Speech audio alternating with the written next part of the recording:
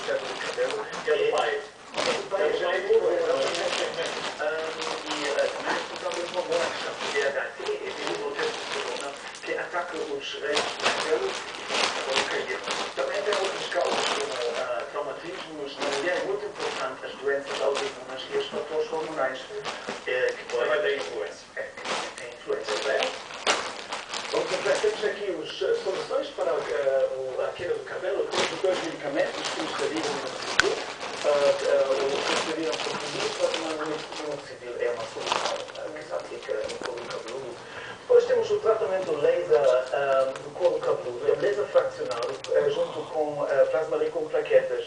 Esse laser, como já disse, aumenta a vascularização do cabelo e os fatores de crescimento promovem um melhor fortalecimento do cabelo. Olha ela dentro do saco. E depois temos o alimento do Ela dentro do saco. Exatamente. Depois temos os dois métodos do capilar. Primeiro é o método strip, que se faz em todo lado, e o método FUI, que posso explicar um pouquinho melhor. Podemos passar ao próximo.